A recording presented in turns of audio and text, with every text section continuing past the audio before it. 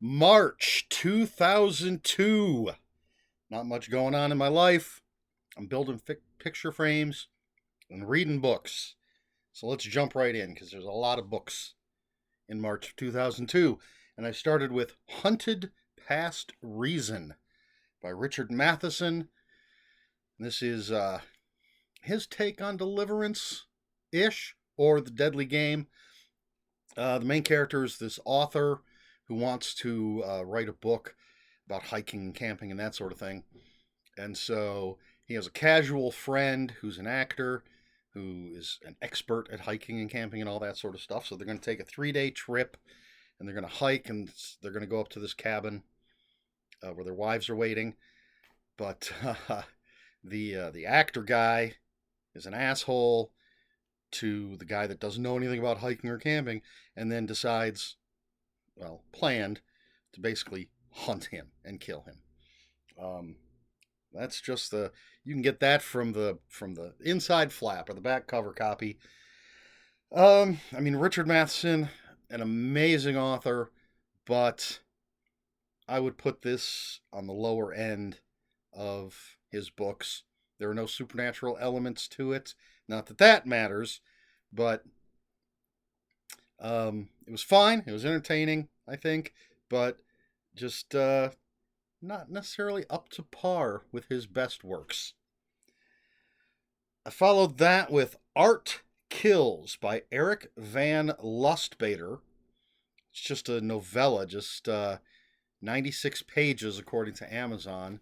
And this is about Tess Chase, who is an art appraiser, but she's looking for this missing, perhaps legendary Raphael painting. And it might be in the hands of the mafia, or at least this one mafia family. She gets caught up in all sorts of intrigue and gets caught between different members of the mafia family as she looks for this painting. I remember nothing about it. That's all I can say. I know I've tried to read Eric Van Lustbader on a number of occasions, and I haven't been blown away by his stuff. I'm not even sure he'll come up again on this list. But it's a quick read, 96 pages. So, a thriller with an art focus.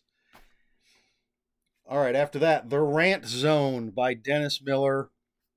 Just Dennis Miller stuff. His comedy. I thought he used to be funny. Then he went a little off the rails. But back in the day, I think he was still doing some funny stuff. After that, Napalm and Silly Putty by George Carlin. Definitely a funny man throughout his entire life. A very intelligent man, I think. And this, I believe, was his last book. I'm not even sure if it came out before he passed away.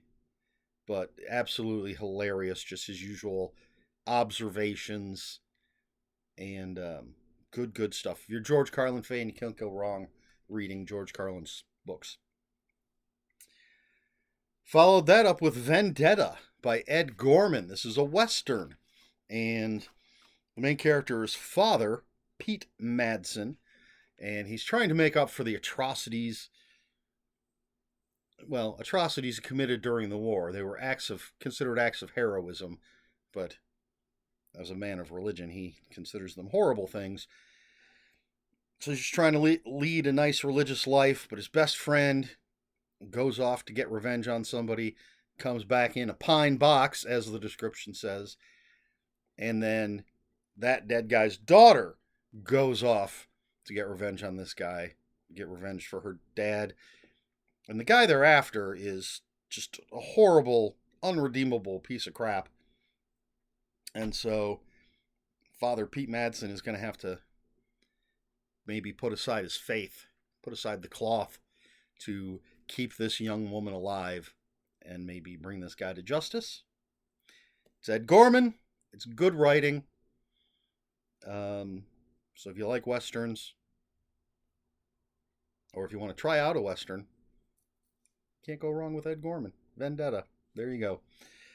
All right, then we have Star Trek New Frontier, The Captain's Table, Book 5, Once Burned, by Peter David. So, The Captain's Table was a Star Trek series, and each book featured a different captain from within the Star Trek universe. And The Captain's Table is basically a bar where captains go and share stories of their exploits and things. And so this one being New Frontier, Peter David, it's Mackenzie Calhoun of the USS Excalibur, but his story is about when he was the first mate, or whatever you would call him, on the USS Grissom. And if you had read the New Frontier books up to this point, there was all these little hints, clues, references sprinkled throughout the books about his time on the Grissom, something terrible that happened, and now we're finally getting that story. What happened with Mackenzie Calhoun on the USS Grissom. It's a great New Frontier story. I really love all the New Frontier stuff. Star Trek New Frontier by Peter David. And it's kind of cool to, after reading, let's see, 4, 5, 6, the first 6 books in the New Frontier series, reading a story that finally explains something again that's been hinted at throughout those 6 books. After that, we have The Testament of Casper Schultz by Jack Higgins. And this is a book featuring Special Agent Paul Chavase, I don't know how you pronounce it. But essentially, it comes to light that there's a book that lists all of these Nazis that are in hiding post-World War II. You know, the whole, all the Nazis went to South America kind of thing. And so Special Agent Peter, unpronounceable last name, is tasked with tracking this down before others get a hold of it. And it's, again, kind of like with Ed Gorman, and Richard Matheson, it's Jack Higgins. It's a fun thriller. I've mentioned before, I really like Jack Higgins because his writing doesn't get bogged down the way I feel Robert Ludlum and John Le Carre, or however you say his name, their writing can be very, very dry. Jack Higgins, for me anyway, he moves at a quick pace, doesn't get bogged down. And, hunting Nazis, always fun. Then we have Basket Case by Carl Hyacin. And in this book, we have Jack Tagger. He's a journalist, but he's stuck just writing the obituaries for this paper down in Florida. And when the lead singer of a punk group, based on the name, I'd say it's a punk group, dies in a scuba accident, Jack Tagger thinks there's more going on, and if he can figure it out, he can get back on the front page of the paper. And this book is just filled with the Carl Hyacin's cast of wacky characters doing crazy things down in Florida. Just another funny romp from Carl Hyacin. The next one, difficult to explain, to talk about, simply because of the way it's written, but it's excuse me, it's Invisible Monsters by Chuck Palahniuk, or however you say his last name. And this one, the main character is Shannon McFarland, who was a top supermodel until something happens and her face is horribly disfigured and she becomes an invisible monster. No one wants to acknowledge her. Everyone turns their backs on her. But then she meets some people and they go on this whirlwind adventure. I don't know if that's the right word. It's and it's, the book is about, of course, inner beauty but it's told in this weird sort of snapshot way. Very difficult to describe. Nothing like Fight Club, in my opinion, from what I remember. Nothing, maybe closer in tone to the one about the cult member. Now I can't remember the name of it, but I mean, it's. I should read more. Chuck Palahniuk, Palahniuk, however you say his name. I need to catch up. There's a lot of his stuff I haven't read, and I've enjoyed pretty much all the stuff I've read. The different at different levels, but he's a fascinating writer. All right, the next three are a trilogy. Spider-Man: The Gathering of the Sinister Six by Adam Troy Castro. In this book, there's a new villain called the Gentleman who's trying to put together a new version of the Sinister Six, and there's another new character that's going to be part of this, who is called Prey, Pity. So I think it's Electro, Doctor Octopus, Pity, the Vulture. I remember, and then they want Mysterio. Mysterio's working on something else right now. Mary Jane Watson is out in Hollywood filming an action movie, and Mysterio, being from Hollywood, is trying to mess things up. Got his own criminal plans. Of course, Spider-Man has to deal with that, save his lady love. But this new Sinister Six is percolating in the background. So then the next book, Spider-Man: Revenge of the Sinister Six, Adam Troy Castro. And in this one, it turns out that this new villain, Pity, might be Peter Parker's sister. He might have a sister, and she might be being manipulated, blackmailed, possibly brainwashed into being a supervillain and part of the Sinister Six. What's going to happen? Well, you could read Spider-Man: Secret of the Sinister Six by Adam Troy Castro to find out. This brings everything together. All secrets are revealed. All loose ends are tied up. Spider-Man's going to fight the Sinister Six. What's going to happen? I bet he wins.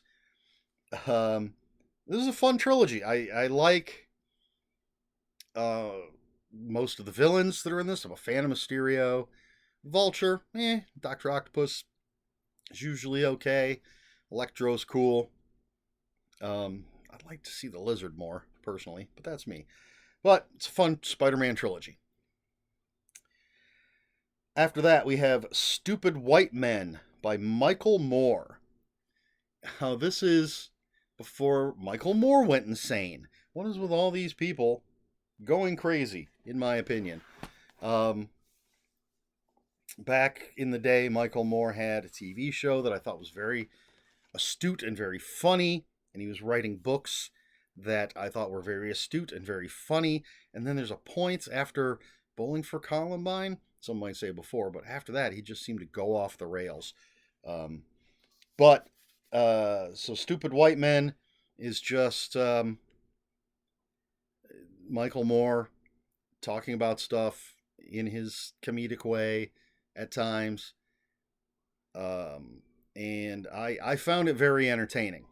I've read a few of his books, again, before he went nuts. Now I don't want anything to do with him. Stupid White Men by Michael Moore.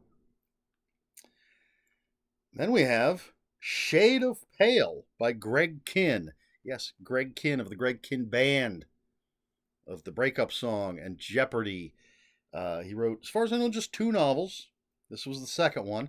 And did I write anything down? Yes, the main character is Jukes Waller, a therapist, and one day he's eating lunch at a diner and he sees this redhead and becomes fascinated by her.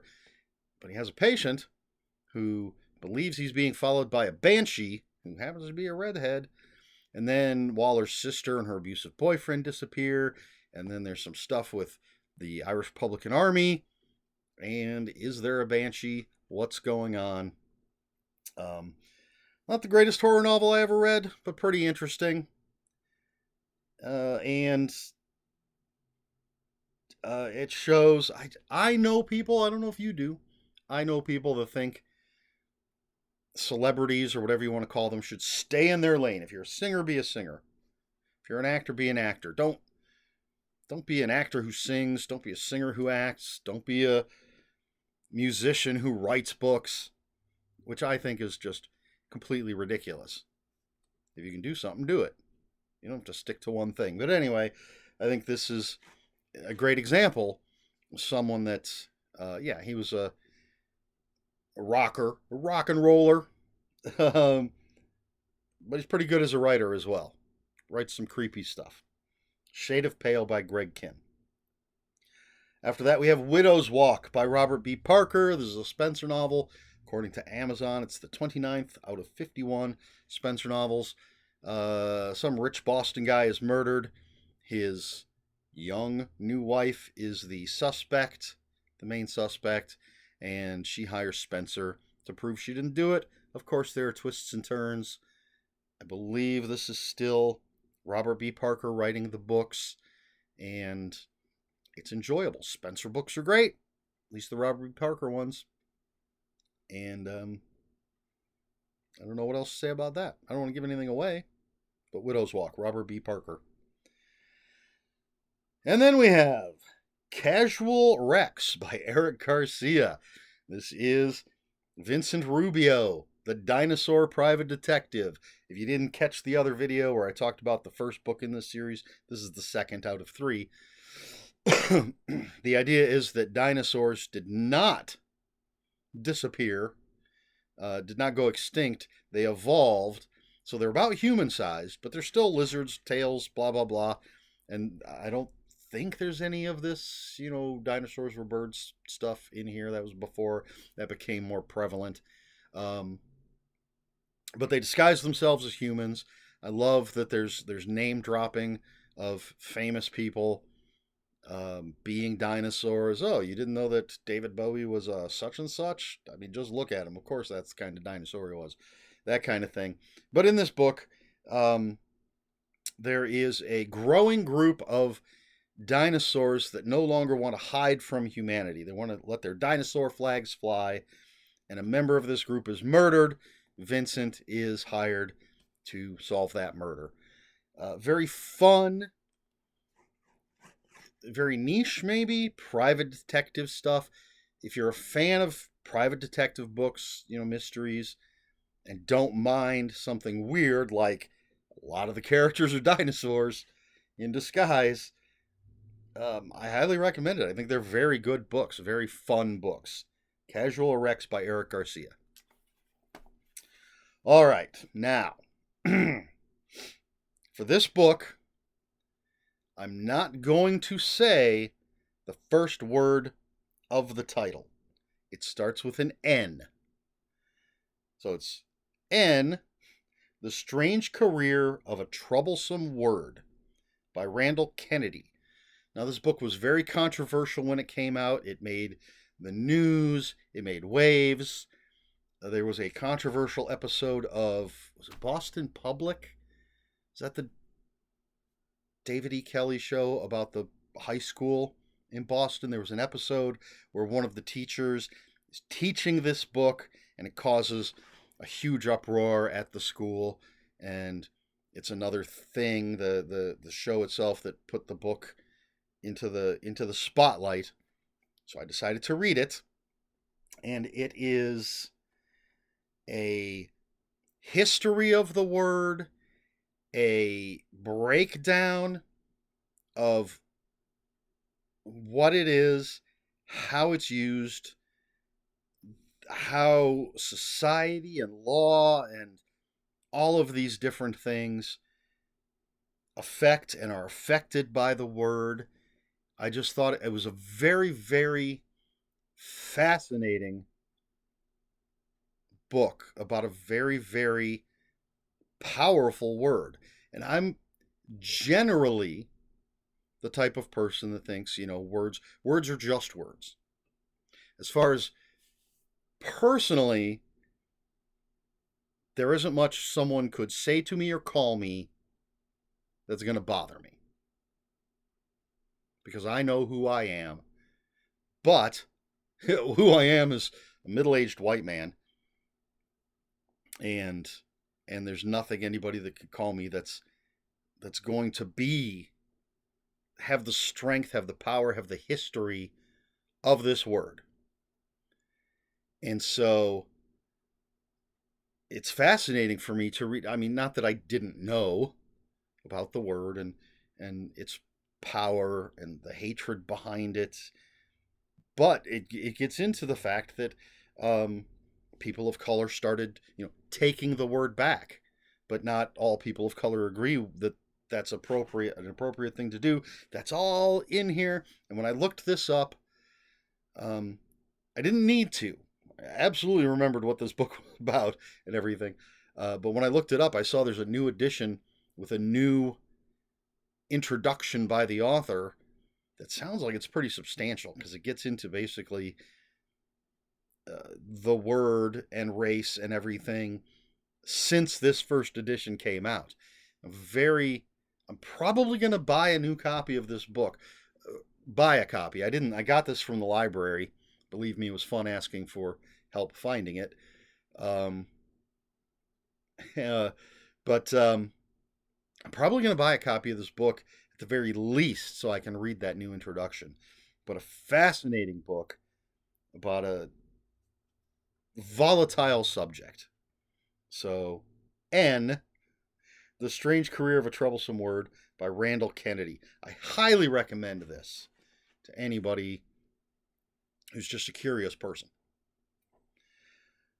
All right, so now the penultimate book for March. Holy moly, a lot of books in March of 2002. And the penultimate book, How We Know What Isn't So by Thomas Gilovich. And I wrote down, I didn't have it on my list, the sort of subtitle of the book, so I wrote it in my little notes. The Fallibility of Human Reason in Everyday Life. And this book is about, basically what it's right there in the subtitle. But what I remember from it is how people read certain things, how statistics can be manipulated, and even if they're not manipulated, the way they're presented can affect how people read it and interpret what certain things mean. And it's just a really interesting look to me at critical thinking and the manipulation of information and how you can, it'll talk about headlines or studies or things like that, and how what is presented can be factual, but presented in such a way that you are changing what it actually says. Does that make sense? And it asks questions like, if a majority of people believe something, does that make it the truth? That kind of thing, or that kind of thinking anyway. Well, so many people think that this is the case, so that must be the case. Anyway, really, really interesting book on how people think and and statistics and manipulation of things and presentation and the fallibility of human reason. Again, another book that I'm really interested in reading again. And then finally, the last book I read in March of 2002. You thought you got away from it, but you should have known it was coming. Angel, the Summoned by Cameron Doke. It was based on the TV show Angel, the spin-off of Buffy the Vampire Slayer. Another story that takes place during the first half of the first season, because Doyle is still a character. Again, spoilers for anybody who hasn't seen this old show. So Doyle is a half demon who has visions that lead him to that he gives to Angel, he tells to Angel, and that leads to cases. Well, Doyle has a vision, causes him to pass out in the middle of the grocery store. This young woman helps him, and he takes off. And because Angel's working a case with people being the victims being burned beyond recognition, but you know what? Turns out this young lady that helped Doyle is involved with a group of people, and they might be involved in the case that Angel's working on. If you're a fan of the shows, it's a fun read. Um, I think there are some great episodes of Angel. I don't think it was as good a show as Buffy, but I still enjoyed all of it except most of the fourth season. And so, yeah, it's not bad. Angel the Summoned, Cameron Doki. I ran out of steam there at the end. All right, so I had thought of a question earlier, and now I have forgotten what it was because I had so many books to get through. What might it have been? I don't recall. I'm looking at the list, and I do not. Nothing's triggering a thought. I don't think it had anything to do with that or that. So you know what? I'm gonna have to come up with something on the fly, even though I already had something, and then I lost it. And so, let me see. Let me look here. Is there anything here? Nothing that's jumping out at me. All right. Well, we're not going to touch that one. Or maybe we should. How about this? As far as nonfiction goes, is there a subject that you think is off limits? It's not the greatest question in the world. I don't think there is, but I do think one has to be careful that you find a balanced source or author, I suppose, in this case, since we're talking books. In the case of what I'm talking about here, it's just about a word. But if you're getting into larger subjects, let's say let's say any subject dealing with LGBTQ plus. I think it's important to find a balanced and unbiased author. I think that would be difficult, but I know there are so many authors out there that are anti, and they write their books and they have their studies and things. And I'm sure there are a lot of pro writers as well. And you have to take, I don't know, you have to find a balance. But as far as subject matter, this is a horrible question and a horrible answer. But as far as subject matter, I can't think of anything off the top of my head that should be off limits, as long as it's well written and informative and factual and not some crazy rant that somebody has written or something that is meant to. See, I tend to think, anti negative stuff. But I think there are going to be people on both sides with an agenda. I don't know what the hell I'm talking about. I really wish I could remember what that original question was. But let me know, are there any subjects that should be, or that you think should be off limits? or might be too offensive. Again, the book, The Strange Career of a Troublesome Word, was controversial. Maybe simply because the word is right there on the cover. Maybe because people don't want to talk about it. People don't think we need to talk about it. Some people think it's just a word. I don't know. You know what? Talk about whatever you want down in the comments below. And if you have any comments, questions, or corrections, please put those in the comments below. Comments are open for spoilers. Just post a spoiler warning. We try to be polite here on my channel. Please like, share, and subscribe. All the usual YouTube stuff. If you'd care to follow me on social media, my Twitter is at Ronan5757. My Instagram, where I post pictures of books, comic books, board games, fuzzy animals, is Eric Smith5757. It's ERIKSMITH 5757.